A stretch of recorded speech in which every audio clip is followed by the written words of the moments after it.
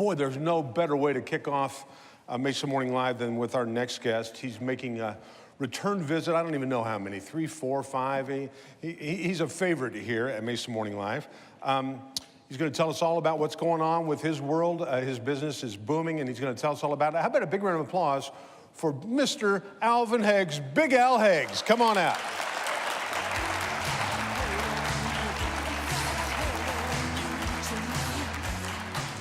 Good to have you here, sir. Our pleasure's mine, man. How are you doing today? Just doing great, and I always feel more secure with you in the building. As well as myself. I feel if anything goes south, I got Big Al to lean on. So good to have you here. How are things? Things are exceptionally well right now. Well, good. Well, tell us all about. I know your do I call it a dealership? Your empire. Not quite an empire yet. Oh, well, tell us how you're making your headway toward that. You know, the last time we were here, we actually had the first the Dodge Ram dealership that opened up. We took over 5 years ago, so wow. Everything was going very well. My executive team, we came down here and changed the trajectory of the dealership from the 75 cars it was doing per month to now doing over 325 a month, and new and used. So it has gone, I mean, better than I could have imagined. But then they had an opportunity just last year to offer the first standalone Jeep opportunity in the United States. So we said, well, since we've been very successful with one, why not take on another? So now we're about to have the grand opening this weekend, actually, the 13th and 14th. And 16th of this week, we're going to have our grand opening for our first standalone Jeep point right across the street from our other facility. I guess it's up on the screen here. So this is going to be open. That was the ribbon cutting now, so the grand opening will be this weekend.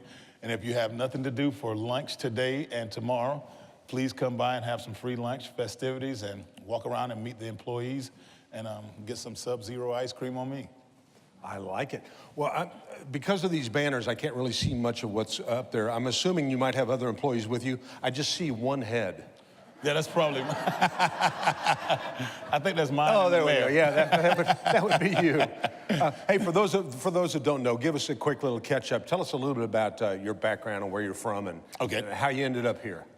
Originally from Jacksonville, Florida. Born and raised there, played basketball, then got a chance to go to play at the University of Texas, where thereafter I thought I was going to get in the car business immediately because that was my summer job. Had a little detour, started playing professional basketball for 13 years, and wanted to get back to what I knew thereafter. The basketball was a great platform for me, and as the platform grew, people would always say, well, I remember when you were such and such and did this and that, and I said, yeah, the little cup of coffee I had with the Rockets was more substantial than what I really thought it was going to turn out to be because I lived in Houston for 20 years, so it turned out to be a great platform, but then I got a chance to get in the car business again, and it was the best thing I could have ever done. You always say sometimes, I probably should have did that first, but if I didn't have that platform, it wouldn't have turned out to be the same, so I wouldn't have changed anything. And now this has turned into, now opposed to, that used to be called Superstition Springs. Right. Chrysler Jeep Dodge. Now it's Heggs Chrysler Jeep Dodge, and I had to put my name under and make it our auto group. So that's not an empire yet. That's actually just 2 dealerships. and then now we're also moving out into Mesa Gateway for our rental-car company as well. So I said, well, when somebody asked me, the guy asked me today, say, I see you changed the name. I said, I guess the check cleared. So. That's awesome. So no, it's fun. Well, talking about growth, and that's what everybody that has a small business would like to see it grow. I say everybody, I would assume so.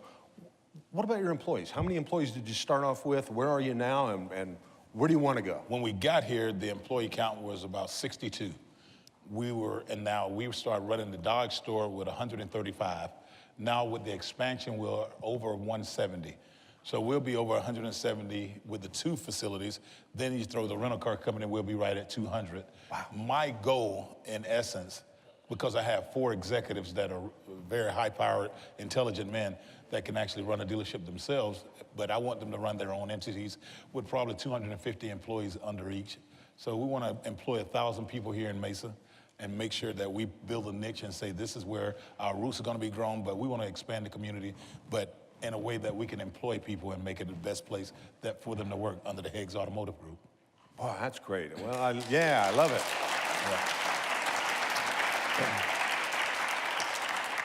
You know, I just had I know where you're located. Tell the folks that don't know where you're located exactly how to get there. Right, Superstition Springs in the 60. And we're on both sides of the freeway now, so you can't miss us. If you turn one way and say you think you made a wrong turn, you'll see us there. If you make a wrong turn on the other one, you'll see us there. So you can't go wrong either way you turn off the 60 and Superstition.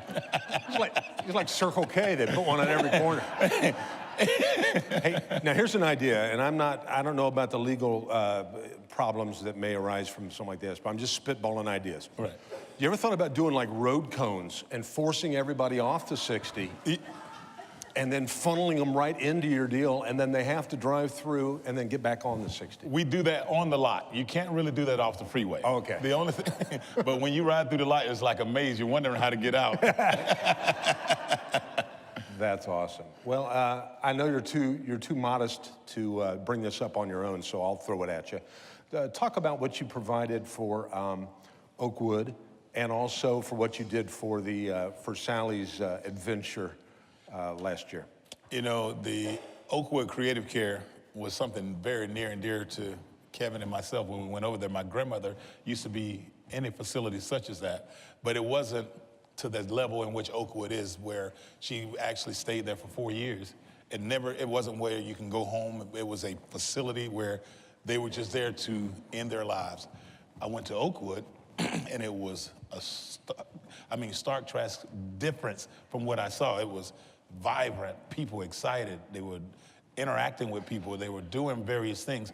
And I was like, man, I wish my grandmother would have been in this place. And then, you know, the hard-tugging moments when the lady comes up to you, they have slight dementia and things of that nature, and they think that you're their husbands because their husband used to wear a suit, and the lady says, you dress just like my husband. I was like, oh my God, this is gonna kill me. Get the checkbook Oh out. man, and it had already been written out. It was falling out my pocket by that time.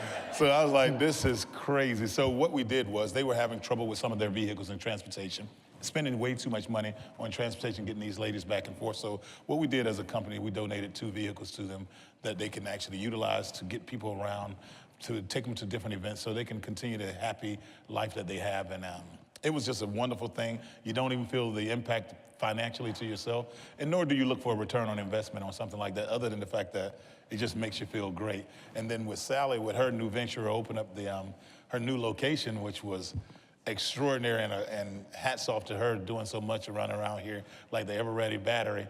But this was a great opportunity for us to continue to do things within the community. We did things monthly with her.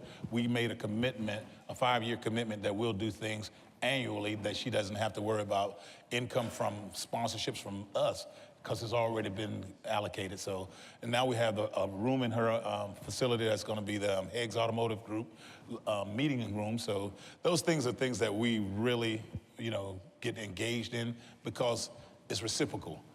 The things that they do for us in the city of Mesa, we try to do and reciprocate the same things, because it's just a great partnership, a great relationship, and I wouldn't have wanted to do it anywhere else. Well, boy, I'll tell you what, with that kind of business philosophy, there's no doubt you're going to keep on heading toward that empire. That's where we're going. So, well, folks, you know what? At some point, everybody's in the market for a car, or you know somebody that is. You couldn't do them a bigger favor than tell them to go down to the Heggs Auto Group and check it out. So, thanks for all you do for the Chamber, for the city of Mesa, for the state of Arizona, and keep employing people and keep growing. That's what we're going to do. Not you physically. Quit. Seriously, stop right where you are. But I will continued success to you, and you're welcome back anytime. Hey, thank you for having me. How about a big round of applause for Mr. Big Al Heggs? Thank you, sir. Good to have you. Stick around, too.